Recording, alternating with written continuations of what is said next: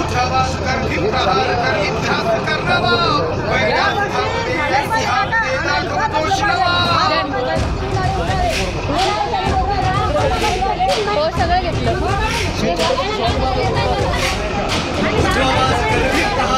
इतिहास करणावा वैराग भावते सिंहाते दाखवतो शिणवा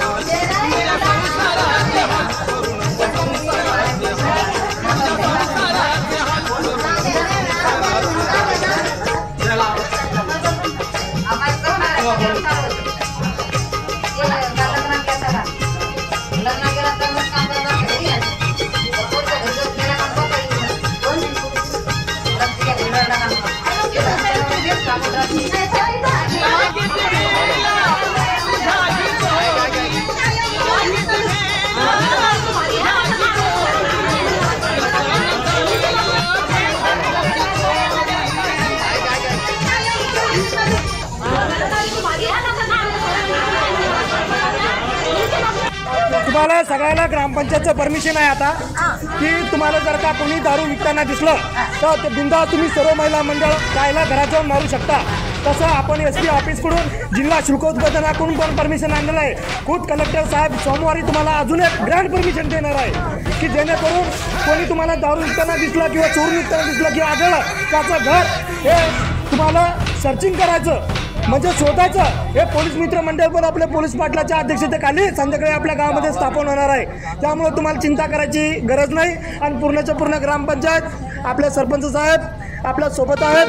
त्यामुळं तुम्हाला हा माझा शब्द आहे परत एकदा छत्रपती शिवाजी महाराजांच्या समोर शपथ घेऊन सांगतो की या गावात दारू दिसणार नाही म्हणजे दिसणार नाही आणि जो कोण दिसला दादागिरी केली त्याला महाराज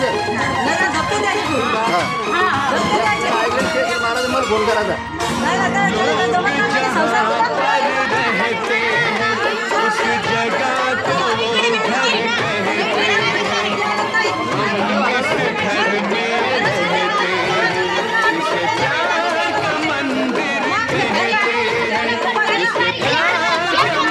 आता ऐकून घ्या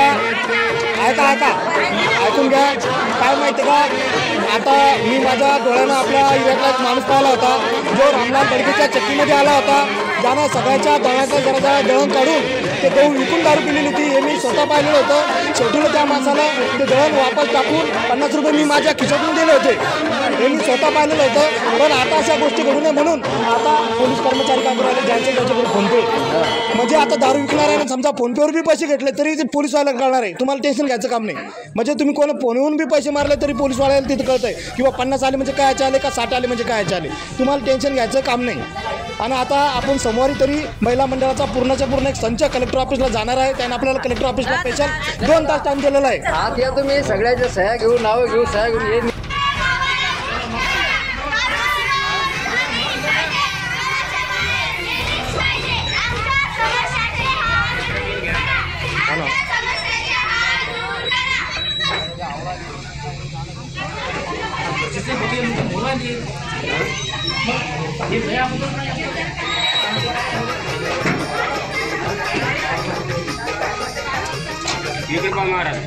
महाराज इकडे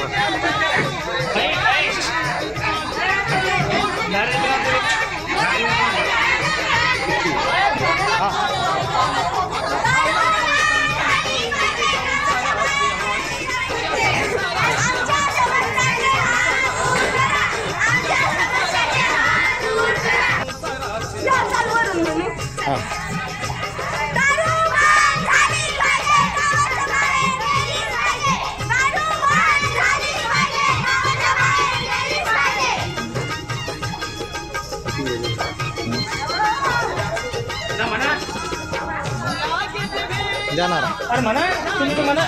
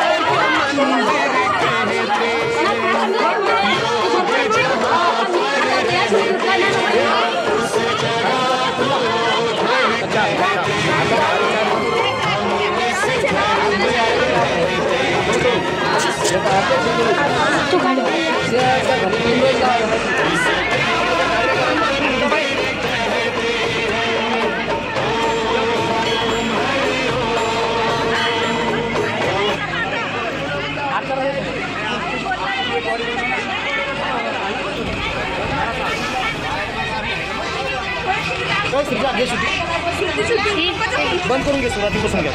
काय समस्या पूर्ण तुमची सांगा. आम्ही शाळेत जाताना लोक कशा दारू पे आम्हाला शाळेत जायला त्रास होतो.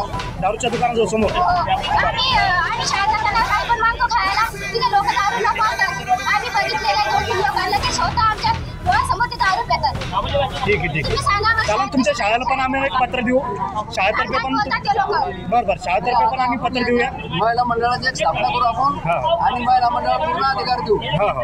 जे महिला मंडळाची बॉडी बनवू आपण. बरोबर. महिला मंडळाला पूर्ण अधिकार द्यायची.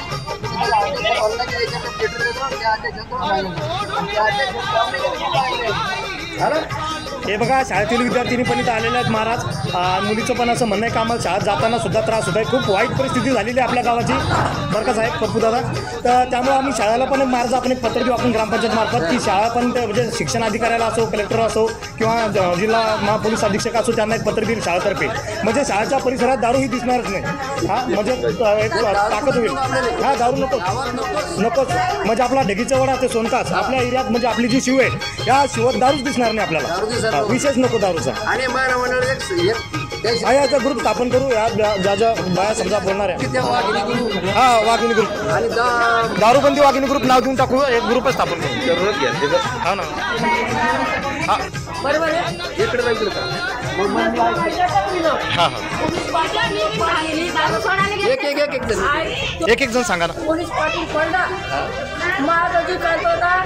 माया गजू केस माया सुनानं मारलं माया गजूनं मारलं. कोणाने दुकानदार चाललेले दारूवाला. मग ते काय झालं की केस आमच्या नावाची. तर मग म्हातारा मी मा गजू मग सुनव केली. आम्ही तिघच जण गेलो. कोण संजू फौजी श्रीजा बरोबर आहे. तर अशी दारू बंद करायची तर गावाच्या खालचं ठेव तिकडं.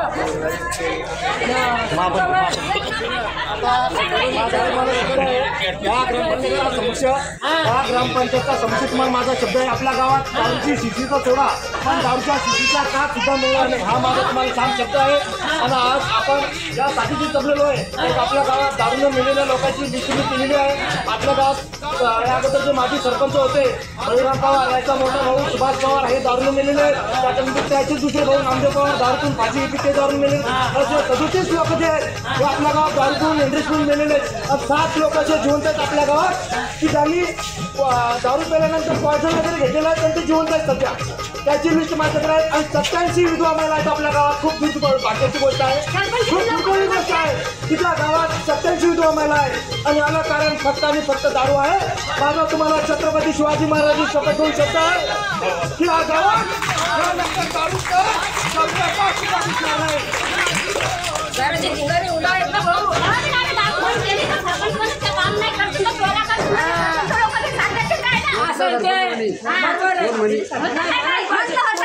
गावात दारू